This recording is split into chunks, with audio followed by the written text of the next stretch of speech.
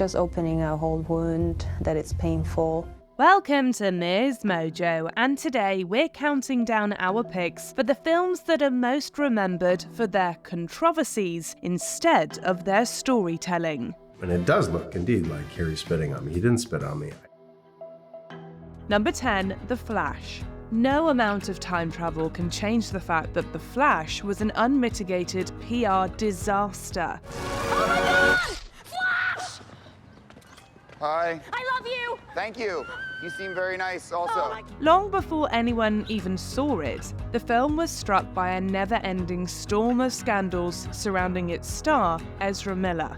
The actor really ran the gamut. We're talking accusations of harassment, disorderly conduct, inappropriate relationships, burglary, and more. Hawaii Island police arrested actor Ezra Miller Monday at a Hilo bar for disorderly conduct and harassment. Miller was promptly pulled out of the film's marketing campaign, but by then the damage was already done. Despite being attached to one of DC's most beloved heroes, neither audiences nor critics showed up to support the divisive picture. It just goes to show that not even superpowered speedsters can outrun bad press forever. You are not anything, which is good. You don't want to be a superhero. Number 9, Twilight Zone, the movie. The scariest part of this horror flick is a scene that never even made it into the final cut. Can't believe it, you know? I can't. At the end of the first segment, Time Out, Vic Morrow's character is supposed to valiantly carry 2 children away from a helicopter explosion. However, the stunt went horribly wrong, leading to fatal results. The aftermath shook not just Twilight Zone the movie, but the entire industry to its core. That crash occurred last summer when the helicopter evidently got too close to some special effects explosions. That damaged their chopper and it plummeted to the ground, striking the 3 people on the ground. Guilds, studios, and even state fire marshals mandated new regulations on dangerous stunts, especially those involving child actors. While the film went on to perform modestly at the box office, it has a legacy in the entertainment space for a very different reason. I'm American! I'm American! Number 8, The Disaster Artist. While The Room is considered one of the worst movies ever made, The Disaster Artist is anything but. Are you not a dedicated actor? I'm dedicated. There's like people eating, and I just don't. I don't care about these people. Come on, you have to do it. Led by an inspired performance by James Franco, the Tommy Wiseau biopic seemed poised to go all the way to Oscar gold and beyond. At least until Franco weathered allegations of serious sexual misconduct. There are stories that need to get out. There are people that need to be heard. I have my own side of this story. Just like that, the movie was old news. The actor tried to save face, but when Academy Award nominations dropped, The Disaster Artist came up much shorter than pundits expected. People didn't want to touch this movie with a 10-foot pole, meaning Franco's behavior single-handedly turned The Disaster Artist from an Oscar frontrunner into a cautionary tale. Greg, we are stars of the movie. We can't be first one there. You're right. Number 7, Manchester by the Sea. In 2010, actor Casey Affleck fielded 2 separate civil lawsuits over unwanted sexual advances in the workplace. Years later, those same allegations came back to haunt him, especially as Manchester by the Sea began to pick up awards buzz. Well, you don't have to. I wanted to see him. Maybe you don't want that image in your memory. It's up to you. Many viewers took issue supporting a movie headlined by an alleged harasser, and that sentiment turned to full-on backlash when he took home the Oscar for Best Actor. Affleck says he did not agree with everything that was being said about the situation, but he says everyone did agree to try and put the whole thing behind them and move on. The hubbub eventually forced Affleck to withdraw from presenting at the Academy Awards the following year. While he still has a gold trophy, the intense fan outcry ensured that Manchester by the Sea was a valley of Affleck's career, not a peak. Okay, Lee, that's all for now. We'll call you if anything else comes up we want to ask you about. Number 6, The Wizard of Oz. It's a wonder this movie ever saw the light of day, even with Glinda's help. I'm Glinda, the Witch of the North. You are? Oh, I beg your pardon, but I've never heard of a beautiful witch before. Only bad witches are ugly. The production was a mess. If something could go wrong, it did. For example, Margaret Hamilton suffered third-degree burns during a flubbed flying scene. Oh, and the snow used in the poppy field, it was actually asbestos. But still, Judy Garland had the worst of it. The sooner you get out of Oz altogether, the safer you sleep, my dear. Oh, I'd give anything to get out of Oz altogether. Putting aside her long-documented struggles with substance use disorder, she was horribly mistreated in order to look more quote-unquote appealing for the role. These days, it's hard to accept the magic of Oz when the movie had so little of it behind the scenes. Oh, will you help me? Can you help me? You don't need to be helped any longer. You've always had the power to go back to Kansas. I have. Number 5, Fantastic Beasts and Where to Find Them. At a time when people couldn't get enough of the wizarding world, a few choice comments from author J.K. Rowling turned all that adoration into vitriol.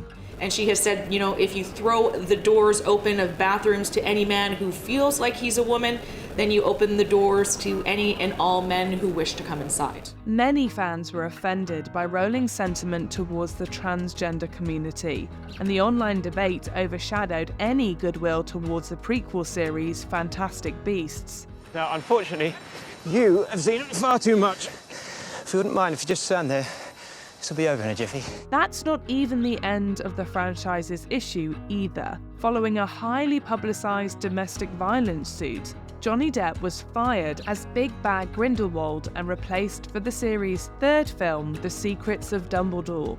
What you're doing is madness.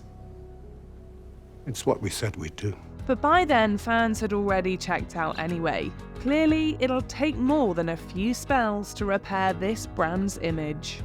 Number 4, American Beauty. Don't let the name fool you. This movie is not pretty. You know, you don't always have to wait for me to come to you. Oh, great. So now it's my fault?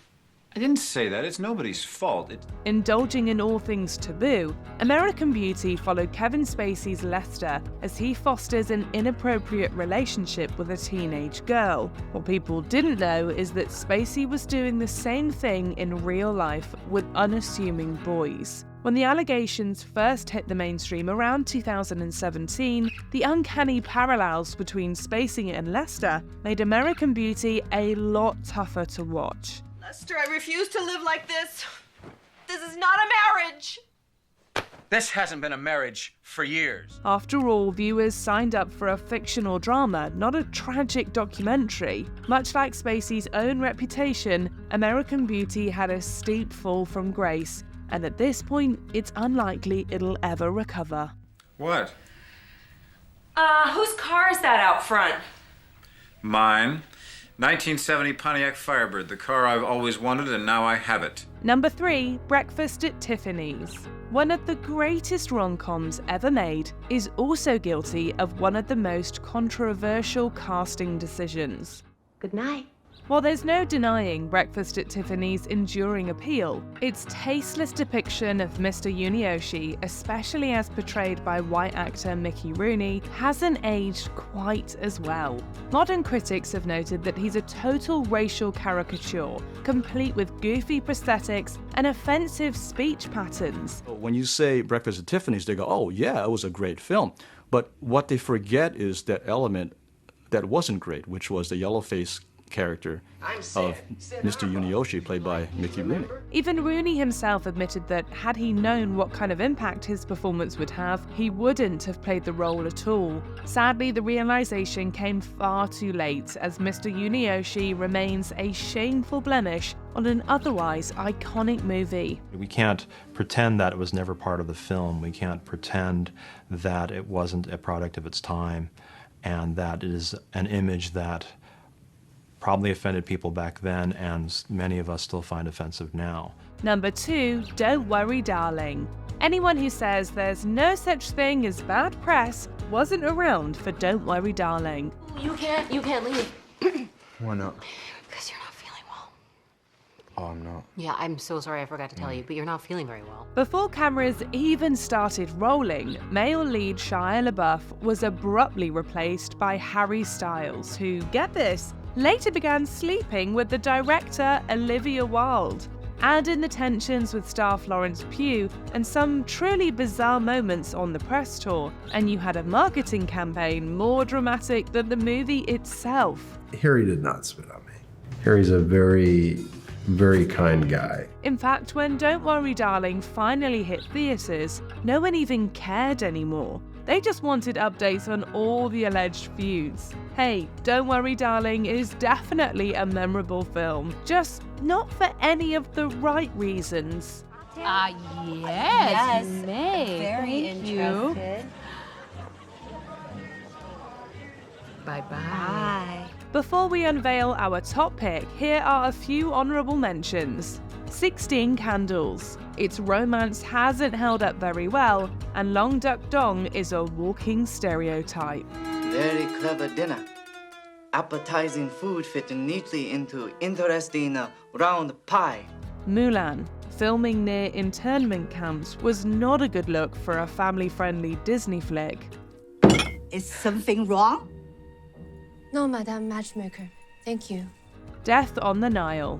The only thing that died in this murder mystery was Armie Hammer's career. Do you really mean that?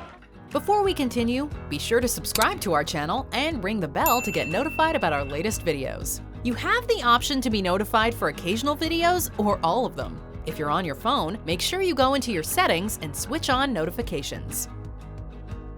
Number 1. Any Harvey Weinstein film. Separating the art from the artist can be hard, particularly when the so-called artist is accused of unwanted advances by over 80 different women. With Harvey, there was no such word as no, and I think that's really the crux of the matter. Harvey Weinstein's gross misuse of power dates all the way back to the 1970s, and unfortunately, so does his film career. The prolific producer worked on all kinds of fantastic movies, from Oscar winners to slashers to action flicks, and more. But knowing Weinstein's true colours makes it difficult to support any of them. It's impossible to shake the question of what really went on behind the scenes. It's a shame. Weinstein's actions didn't just ruin one movie or a single studio, it tainted an entire corner of Hollywood altogether. Harvey Weinstein exploited gleefully asymmetry of power. Do you still enjoy any of these movies? Let us know in the comments below. Stop messing around. Dude, come on.